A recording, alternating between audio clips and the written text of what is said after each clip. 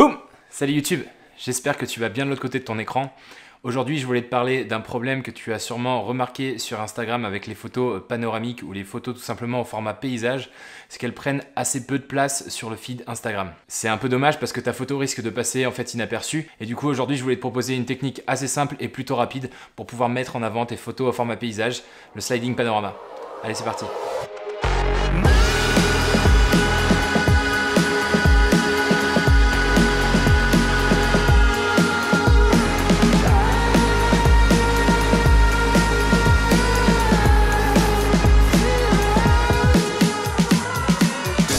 Quand tu uploads une photo sur Instagram, tu as trois possibilités. La première, c'est d'importer une photo en carré, donc un ratio 1 par 1. La deuxième possibilité, c'est d'importer des photos au format portrait. Le ratio, c'est du 4/5. C'est le genre de photo qui va prendre beaucoup de place sur le feed Instagram, qui sera donc plus facile à remarquer, qui récoltera plus de likes et plus d'abonnements. La troisième possibilité, c'est d'importer des photos au format paysage. Cette fois-ci, le ratio imposé, c'est 16/9.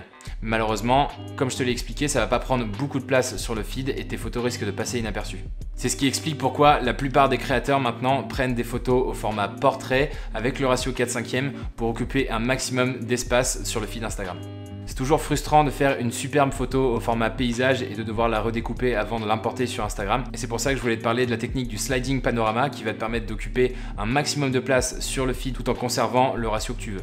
L'idée, c'est que si tu as une photo au format paysage, tu peux créer une série de photos de 4/5 et en mettre autant que tu veux pour créer une image panoramique. Il va falloir que tu redécoupes ta photo au format paysage en format 8/5, 12/5, 16/5, etc. en fonction du ratio que tu souhaites. Alors comme ça peut paraître un petit peu flou, mais une fois sur l'ordi, sur Lightroom, tu vas voir que c'est beaucoup plus simple que tu penses. Alors comme je te l'ai expliqué, il faut commencer par donner le bon ratio à ta photo. Donc tu vas dans Lightroom avec ta photo, tu vas ici dans recadrer et sur aspect, tu vas mettre le rapport personnalisé ici, 8 par 5. Voilà, donc tu peux voir que ici ça modifie légèrement le ratio de ma photo. J'appuie sur entrée. Et donc là, on a le bon format de photo. Il suffit ensuite d'aller ici, puis de cliquer sur modifier dans Adobe Photoshop. Maintenant qu'on a le bon ratio, on va passer sur Photoshop pour créer précisément une série de photos au format 4/5. Une fois arrivé dans Photoshop, tu peux aller dans Affichage, Nouvelle disposition des repères. Ici, ce qui nous intéresse, c'est de couper en 2 colonnes la photo. Donc voilà, on va sélectionner colonne ici, mettre au nombre de 2 pour avoir 2 colonnes. Si jamais ton panoramique est plus étendu et que tu veux mettre 3 ou 4 photos, tu peux modifier le nombre ici. Et ce qui est très important, c'est que ici, à gouttière, tu mettes 0 pour qu'il n'y ait pas de séparation entre tes deux photos. Tu peux ensuite appuyer sur OK. Donc là, tu vois bien qu'on a 2 colonnes. Le ratio de chacune des photos est de 4/5, donc le ratio qu'il nous faut pour Instagram. Ensuite, il faut que tu ailles utiliser un outil qui est destiné au web. Alors, c'est juste ici, l'outil recadrage. Tu fais un clic droit, outil tranche. Et ensuite, tu vas venir cliquer sur tranche d'après les repères. On voit bien que ici, on a une tranche et là, 2 tranches.